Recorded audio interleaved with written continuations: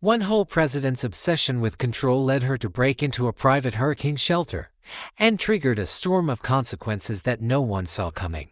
What started as a petty power play soon became a fight for freedom, and the neighborhood would never be the same. The sun beat down mercilessly over Coral Bay shores, the kind of oppressive, salt-heavy heat that made even the palm trees seem to wilt.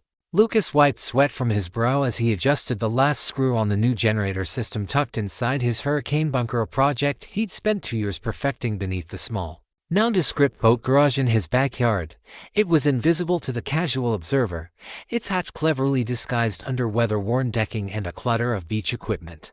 Only Lucas knew that underneath was a state-of-the-art shelter, partially funded through a disaster resilience grant, designed to withstand Category 5 storms. Let's begin the story. Inside his air-conditioned house, Lucas barely noticed the first low rumble of distant thunder. What snapped his attention back to the world was the sharp buzz of an alert on his phone, motion-detected boat garage exterior access. His heart thudded once, twice. He tapped the screen. The live feed opened, and there she was. Karen, the self-proclaimed queen of Coral Bay's HOA, stood in the sweltering sun, a flashlight clutched in one hand, bolt cutters dangling ominously from the other. Her expensive linen pants were already stained with sweat, and her expression was one of furious determination, as if she were about to uncover some grand conspiracy hidden beneath Lucas's modest backyard. Lucas's mouth dropped open in disbelief. This wasn't passive-aggressive notes stuck to his door or thinly veiled threats about HOA citations.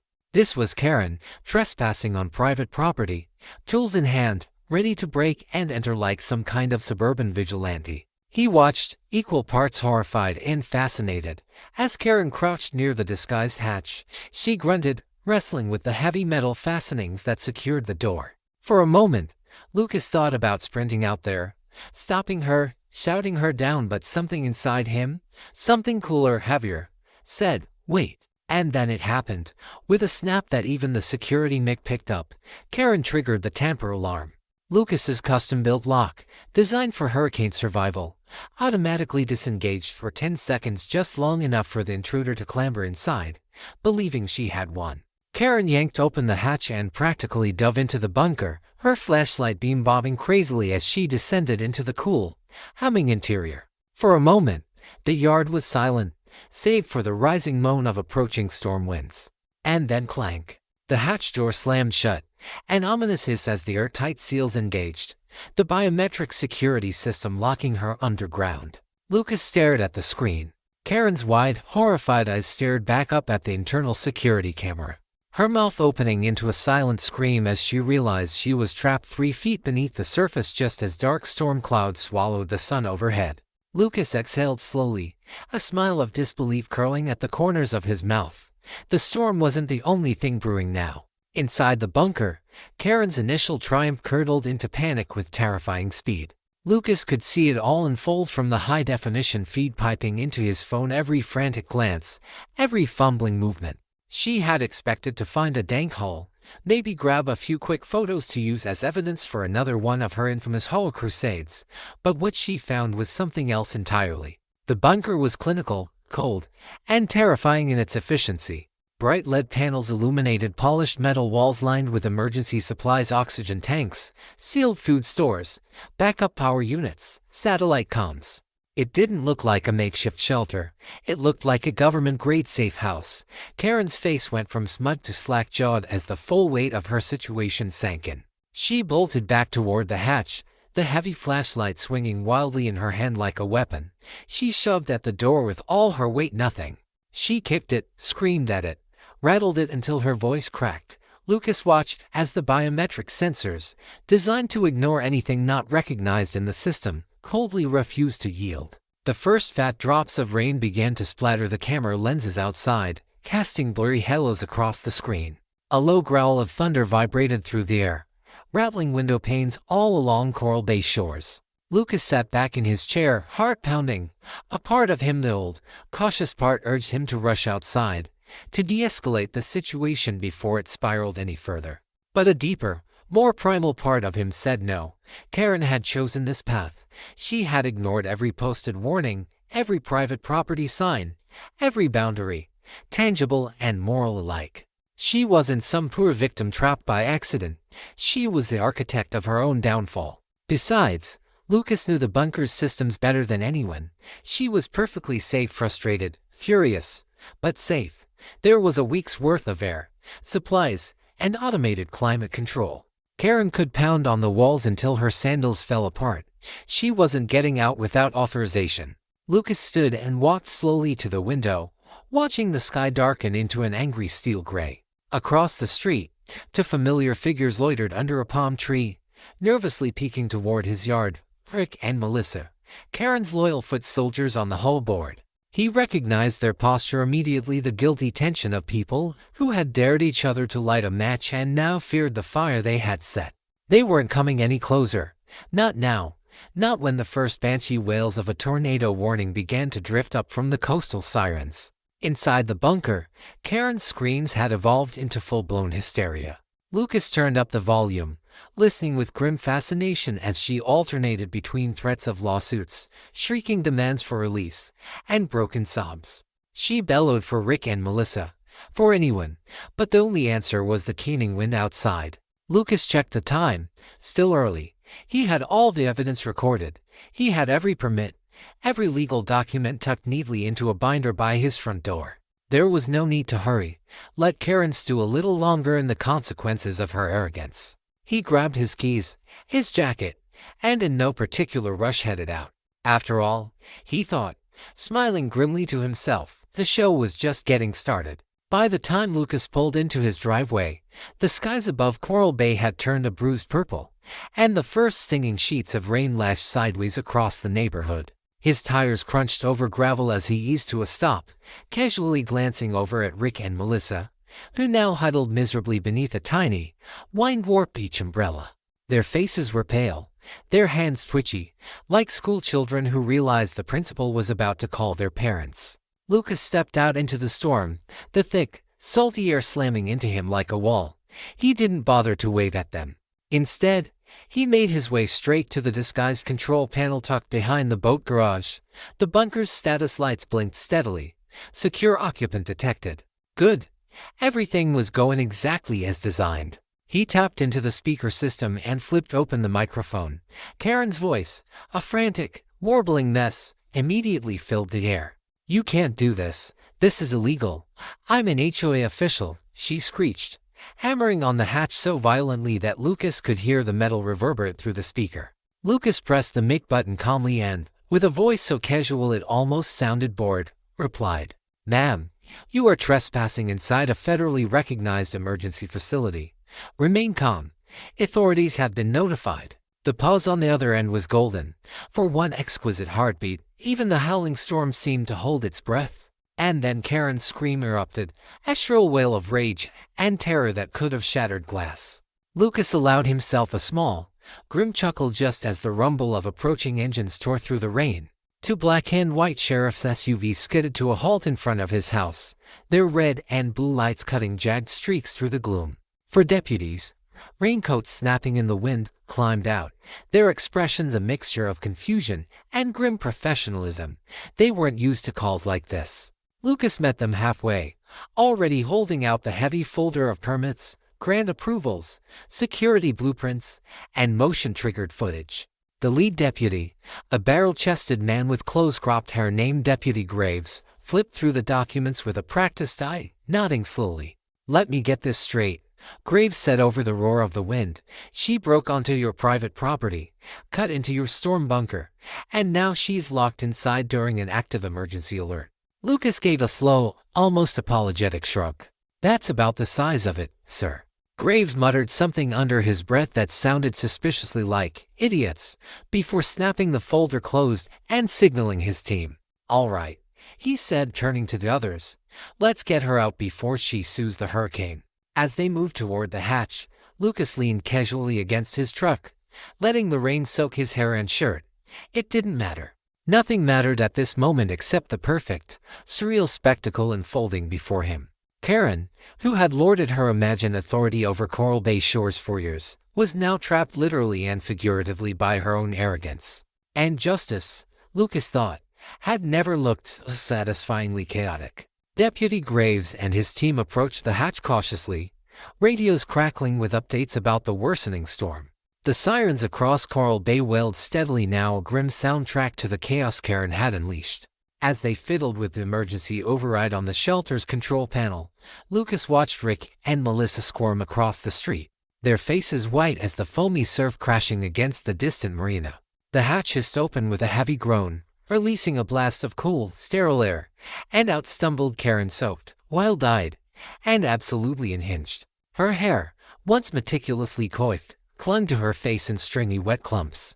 Her white Coral Bay HOA proud leader polo shirt was smeared with grime, and her flip-flops slapped pathetically against the concrete as she lunged forward, pointing an accusing, trembling finger at Lucas. "This man unlawfully imprisoned me. I was conducting an authorized inspection. I demand he be arrested immediately," she screeched, her voice rising above the howling wind. Deputy Graves didn't even blink. Instead, he calmly stepped between Karen and Lucas, raising a gloved hand. "Ma'am," he said sharply, "you are under investigation for unlawful entry, trespassing, and tampering with federally subsidized disaster infrastructure. Place your hands where I can see them." For a second, Karen stood frozen, her mouth opening and closing like a fish gasping for air. Then, the full reality slammed into her. She wasn't the authority figure here. She was the criminal. When two deputies moved forward with handcuffs, Karen let out a high-pitched shriek and tried to backpedal, but her sandal slipped on the wet grass, and she landed squarely on her backside with a humiliating splat. Gasps and muffled laughter rippled through the gathering crowd of neighbors peeking from behind fences and rain-streaked windows. Without ceremony, the deputies lifted her to her feet, cuffed her wrists, and recited her rights over the booming thunder. For the first time in living memory, Karen was silent except for the soft, miserable whimper that escaped her lips as they led her toward the waiting patrol car. Lucas watched it all with a detached kind of satisfaction. He hadn't needed to raise his voice. He hadn't needed to fight. Karen had dug her own grave, and now she was lying in it, soaked, muddy, and cuffed. But just as Deputy Graves was about to close the cruiser door, another set of headlights sliced through the storm, pulling up behind the sheriff's SUVs. A sleek black vehicle with tinted windows and government plates. The back door swung open, and three figures stepped out, their windbreakers stamped with bold white letters FEMA. The federal agents moved with brisk, urgent purpose, flashing IDs and immediately asking who was in charge.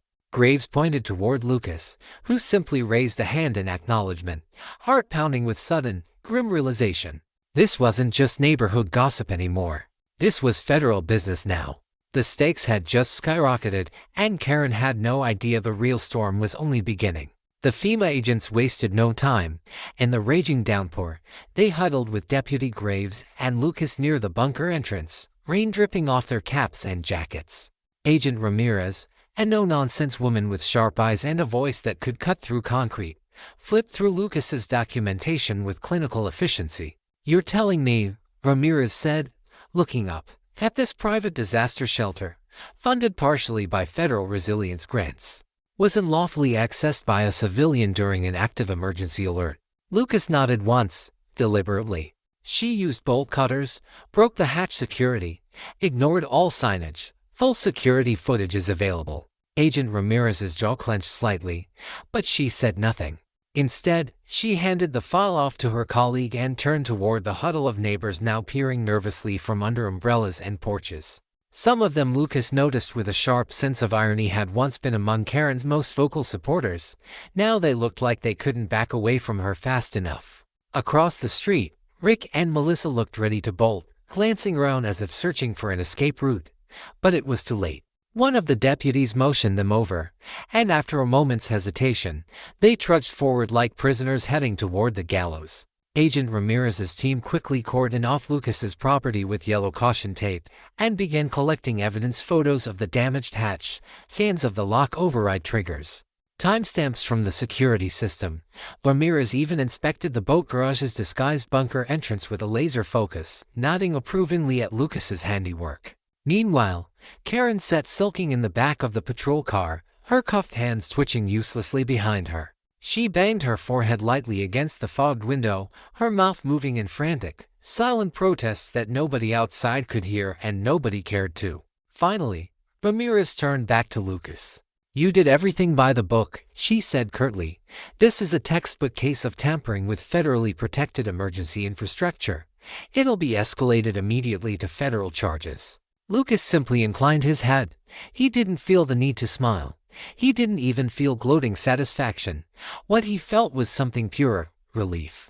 Like a massive weight he hadn't even realized he was carrying had been ripped away by the roaring wind. The agents gathered up their evidence and prepared to leave, but not before Ramirez leaned in a little closer, speaking just loud enough for Rick, Melissa, and the watching neighbors to hear. "You're lucky you built this place right, Mr. Holt. Most people aren't prepared." But Ramirez jerked a thumb toward the patrol car where Karen sat glaring daggers. "She's about to find out the hard way that federal disaster laws don't care about HOA politics." The words hit the soaked, miserable crowd like a lightning strike. People whispered, some laughed nervously, a few openly stared at the patrol car with thinly veiled disgust. In that moment, Lucas realized the neighborhood tide was turning, and Karen, once untouchable, was now well and truly alone. The morning after the storm, Coral Bay shores buzzed like a kicked hornet's nest. Rain puddles shimmered under a battered sky, palm fronds littered the streets, and the heavy, humid air still clung to everything like a second skin.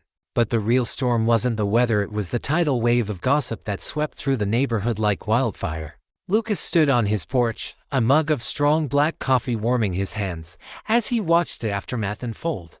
Cars slowed to a crawl in front of his house. Neighbors pointed, whispered, some even waved awkwardly when they realized he was watching. It didn't take long for the inevitable to happen. Around mid-morning, Lucas's phone buzzed.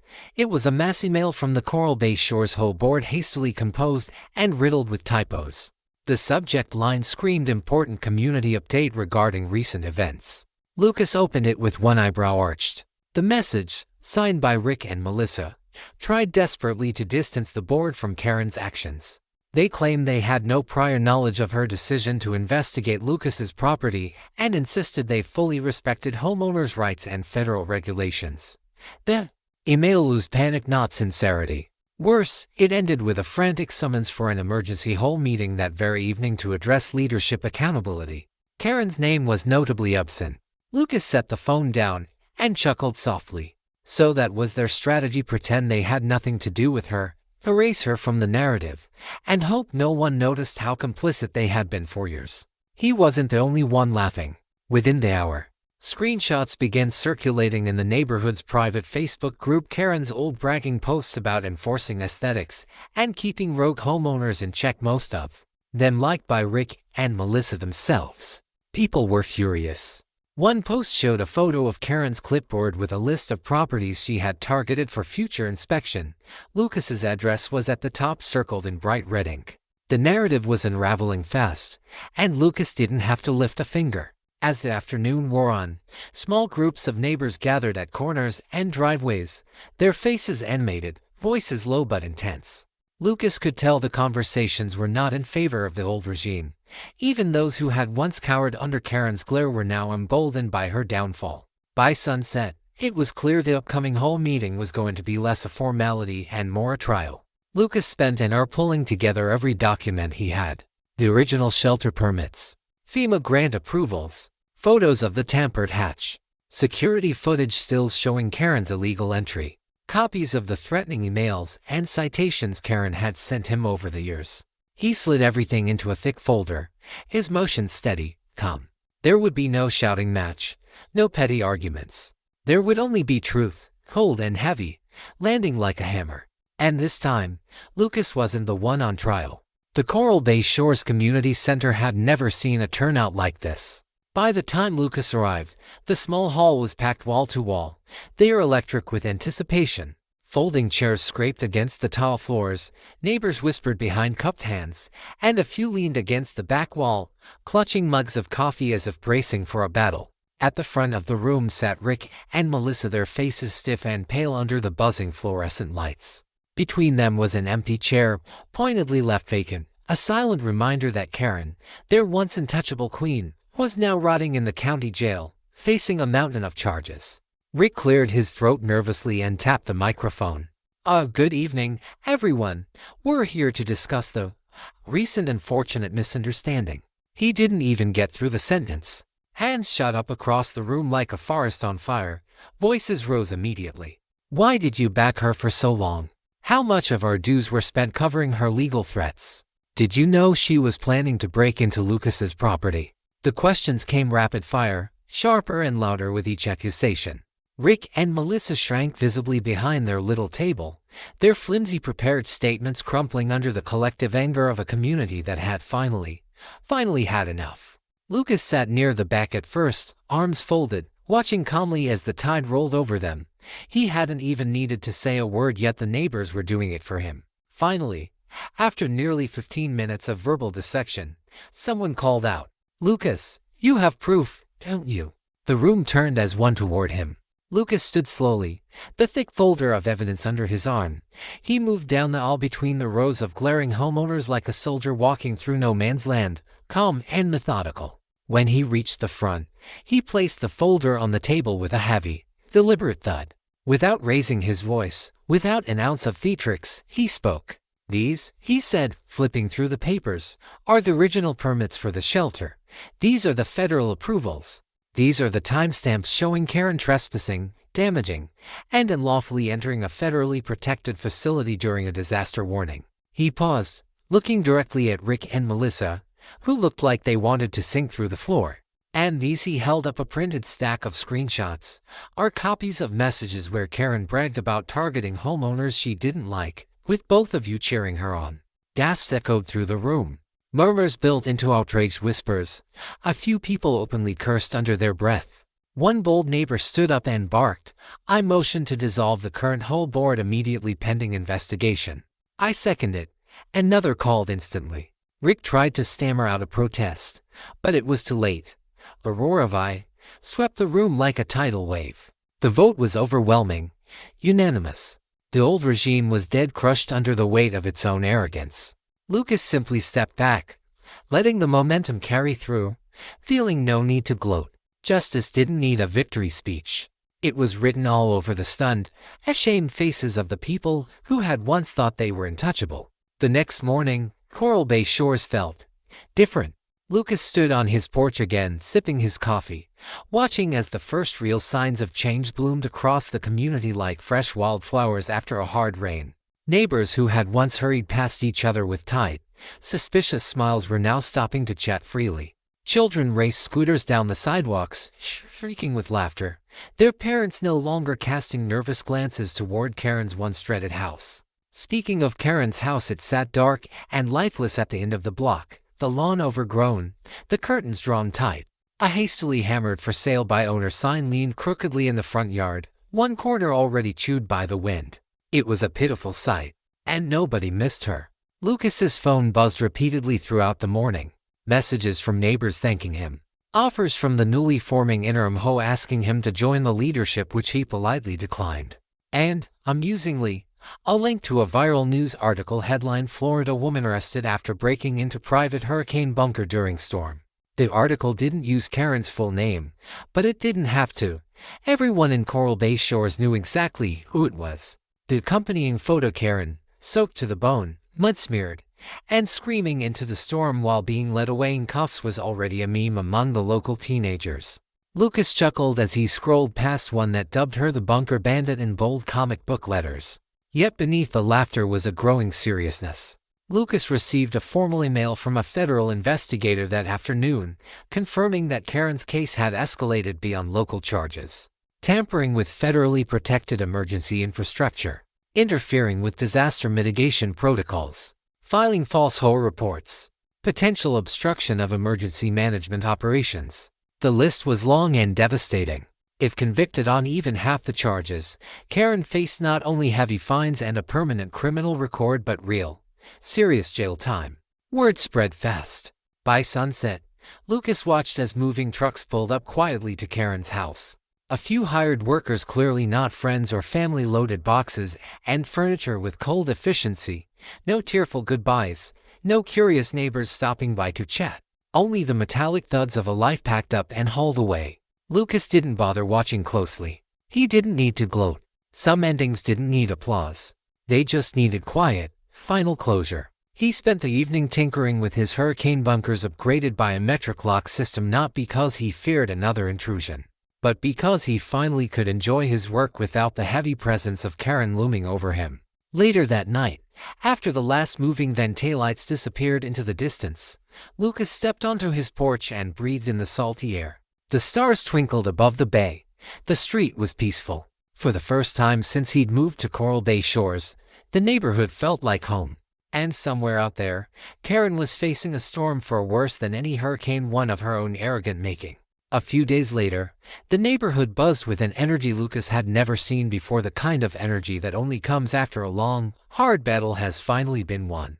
Coral Bay Shores wasn't just recovering, it was blossoming. Lucas noticed it everywhere. Fresh paint on fences that had long been neglected. New flower beds springing up along the sidewalks. Families organizing impromptu block parties without permission slips or Karen's heavy-handed decorum notices. People smiled, now real, wide smiles, and stopped to chat in the streets. It wasn't perfect, but it was alive. It was free. Lucas had just finished installing a new solar panel array for his hurricane bunker when he noticed a small group of teenagers clustered around the corner of his boat garage, giggling and whispering. Curious, he set down his tools and wandered over. What he found made him laugh out loud, a sound so raw and genuine it startled even himself. Someone had installed a new sign right next to the disguised hatch entrance. It was handmade, lovingly carved into a smooth cedar plank, the letters burned deep and bold. Private property, and authorized entry may result in complimentary lock-in. Have a nice stay, Karen. Beneath the warning was a cartoon engraving of a furious woman in giant sunglasses being chased by a cartoon hurricane. Lucas bent over, hands on his knees, laughing until tears blurred his vision. The teenagers stood nearby, a little unsure if they'd crossed the line. One of them, a tall boy with messy hair and a Coral Bay high hoodie, finally stepped forward. We thought you might like it," he said, his voice cracking slightly. "After everything you went through." Lucas straightened, wiping his eyes, and gave them a wide, genuine grin. "I don't like it," he said. "I love it." The kids whooped and high-fived each other before scattering down the street, leaving Lucas alone with the best gift he could have imagined. He ran his hand over the smooth surface of the sign, feeling the craftsmanship, the humor, and most importantly the solidarity it represented. Karen's reign hadn't just ended. It had been replaced by something stronger, something better.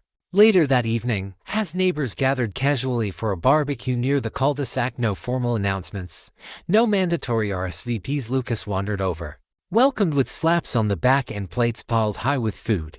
Everyone wanted to hear the story again, the real version, not the garbled rumors. Lucas told it simply, humbly, never embellishing. He didn't need to. The truth was incredible enough. As the sun dipped behind the palm trees and laughter echoed off the houses, Lucas realized something profound. The real victory wasn't trapping Karen or surviving the lawsuits.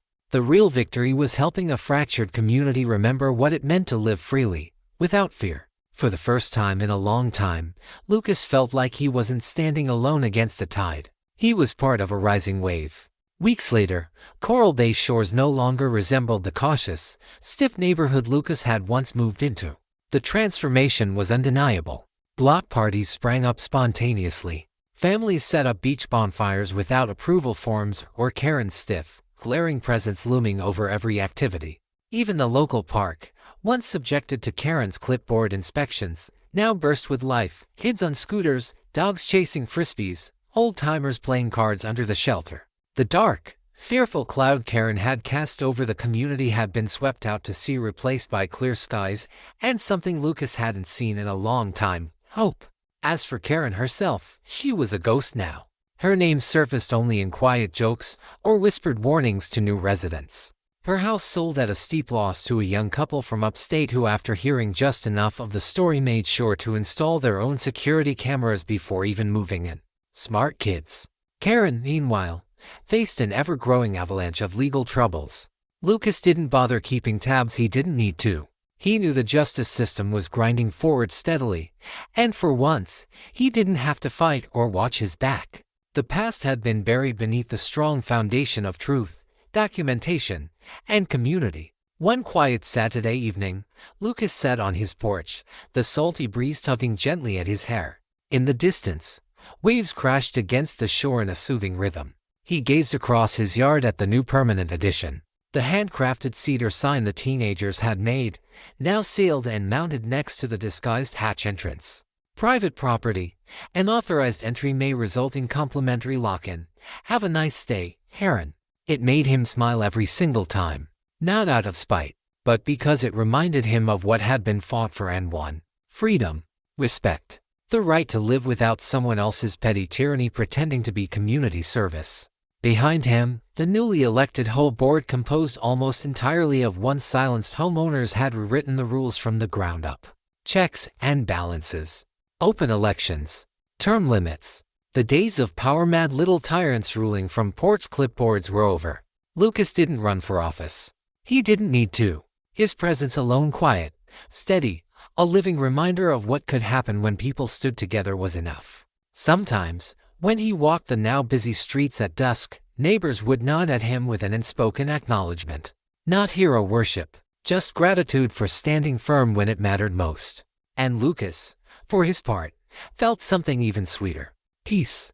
As twilight deepened over Coral Bay shores, Lucas leaned back in his porch chair, watching the stars prick to life across the dark velvet sky. He smiled, not a tight, weary smile of survival, but a wide, easy smile of belonging. For the first time since he'd arrived here, he wasn't surviving the neighborhood. He was living in it. And this time, no clipboard queen, no hurricane of entitlement would ever take that away again. True strength isn't shown by controlling others, it's shown by respecting boundaries, standing firm when it matters, and letting the truth speak louder than ego. In a world where entitlement and petty power often go unchecked, it's critical to protect your rights calmly, methodically, and without losing your integrity. When you build your foundation on preparation, patience, and principle, not fear, even the strongest storms, whether of nature or of human arrogance, will eventually pass. And when the storm clears, what remains isn't just your home, it's your dignity, your freedom, and a community that remembers who truly stood tall when it counted.